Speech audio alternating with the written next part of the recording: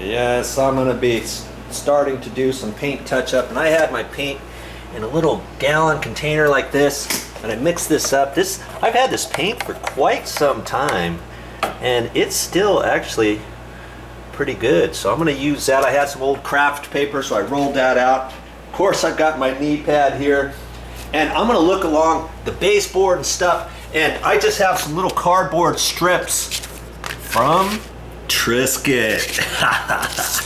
So I can just hold that down there like that. I'm still gonna cut it in very carefully down along the edge, but I'm gonna look through this whole condo and see imperfections, you know, stuff like this, just stuff that's making it look tired. Here's front entrance door, and see here on the casing, that needs to be redone. I'm gonna do a little bit down here, and here's some baseboard right as you walk in.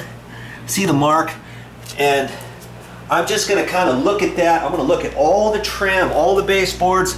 There's another spot right there. And usually on the door jambs and stuff, here's a door. Usually the cleaners will wrap their extension cord around here when they're vacuuming and stuff, or people hit this with their luggage and stuff. See these black marks here? And then I'm just gonna kind of look at the trims and stuff, and paint anywhere where I see it's needed. I'm not gonna repaint everything. I'm just gonna touch things up and make it look a little bit more presentable. Okay? And you can do stuff like that as long as you get the paint that matches your baseboard and your door frames and all that kind of stuff. You'll be good to go. See, there's some more spots down there. So I'll look everywhere. See, down in here. I'm just gonna have to be careful not to hit the carpet, etc., etc. Where I look at the bar stools, I know, you know, that's probably gonna have to be hit. Sure enough, down in there, you know. So I'm gonna spend a few hours here. Look on outside corners. Here's an outside corner. There's a little spot there. Here's another outside corner. You see, you just start looking like Joe, and you'll start figuring stuff out, and it will dress up and make the casings a little bit better. Peace, brother. Hey, I'm in Maui again, and it's good to be back, let me tell you.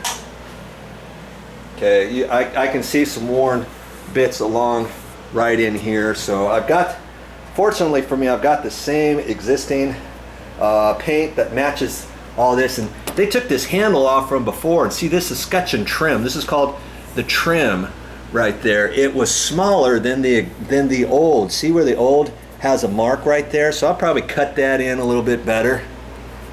That's where the old one was. Look on the other side. You see, sure enough, right along there. I'll just have to be careful. I've got a little throwaway paintbrush, and I'll just take my time and check out all the baseboards, check out the trim, and actually the actual doors too. I'll look on the edges here. See, here's another little spot. Just a little dab will do ya. This whole edge will probably go up to about there or so. And then I'll just keep looking around and see what else needs to be done. And it'll actually make this place look a little bit less tired. These places are about 10 years old now, and they just need a little bit of TLC along everything. And yes, they're getting ready to be repainted. But see, overall, everything actually doesn't look that bad still. It's still in pretty good shape. Probably a couple more years or less. It'd be best to come in here and repaint everything. You know, the walls, the doors, the frames, the trim. But until then, you can get by with just doing some minor touch-up, as long as you get paint that matches. Now, what if you don't have any matching paint? Well, I'm not sure what you're going to do then. You may have to try to find something that matches, or you might have to take a door off, you know, take it down to the paint store with you, or you know, I'd hate to tell you to take a piece of trim off and then you've got to replace it, you know, but worst case scenario, you could take a piece of door stop off, you know, in a secluded door area, like see over here, they have an owner's closet. Here's an owner's closet door, and this door very seldom gets open. It just happens to be unlocked, and you could take a door stop piece off somewhere on your closet door or storage door or something of that nature. Take that to the paint store, then reattach it afterwards, recalk it, touch it up. You know, worst case scenario to get your paint. The last thing you want to do is not get the right paint, and then you put a little bit of paint on there and then you see exactly, oh, here's a spot, here's a spot, here's a spot. Oh yeah, Joe said he did a really good job. It looks like crap because I can see every single mark or every single area where he did his painting. We don't want that now, do we? That's a sign of a bad painter, a paint job. You could get the paint job perfect, you know, all your touch-up, but if it doesn't match, hey, you're gonna have issues, so remember that. Now, am I gonna use a professional paint brush?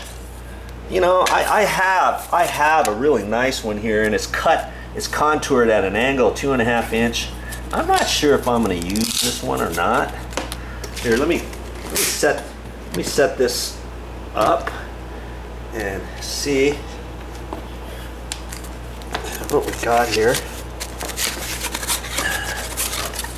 Yeah, I very seldom use this paintbrush because I always like to keep it nice. See how this one, it's contoured, it kind of tapers up. Some paintbrushes don't taper up. See how thin that is? And it's cut at an angle. Oh, this one's sweet to do cut in. Okay, now I might use that. See how the bristles are really super nice? But I might not use that. I've got some throwaway paintbrushes. See this? These were like $1.50 at the store or whatever. And I've got them tapered. After I use it, I clean it off, and then I kind of taper it, and then I take some paper towel and wrap it up in there, you know, for next time. See, I had it in there. And then I just folded it up, you know, and kind of pressed it like that, and then when it dries, voila. Okay, I might even use one of those because I'm not doing a full paint, and this will work just fine. If you got something like that, you don't need something 2.5 inches wide. Okay, this is like 1.5 inches wide, or maybe 2 inches wide, and this paintbrush might have cost around $20, okay? But for $1.50, you can go down to the store, get something like that, you can throw it away afterwards, or I just save them, because I never know when I'm gonna use them. See, these are 2 inch, here's a 4 inch. I usually use that to seal floors and stuff. Okay, so I'm not gonna use that for cut in. Can you see, this one would be kind of tricky to do that. You only need to do it a little bit at a time. Now see, here's another one. I'm not going to use that one because I've used that for a lot. I might use that for to brush out a cabinet sawdust or something. This was probably a 2.5. It was a 2.5, and see how I've used it so much that it's worn everything out. In a pinch, if that's all I had, I could do this little project this way. But I think I'm going to use this, but we'll see. You know, just get creative. And you don't have to spend a lot of money to do different things, okay? You don't have to call up anybody. Just start thinking, okay, hey, what would Joe do with something like that? Hey, come on. Where's the, oh, there it is, like, no, oh, there it is. I guess this goes like that, that goes there, that goes there. I very seldom use this paintbrush. I don't know, I guess I get stingy for trying to save it. I probably should use this more. See how long the handle is too? You get a lot of control, and then you can reach up higher and do lots of stuff with this paintbrush. We'll see. Okay, you just do a little bit at a time, and you'll get good at it. Don't worry.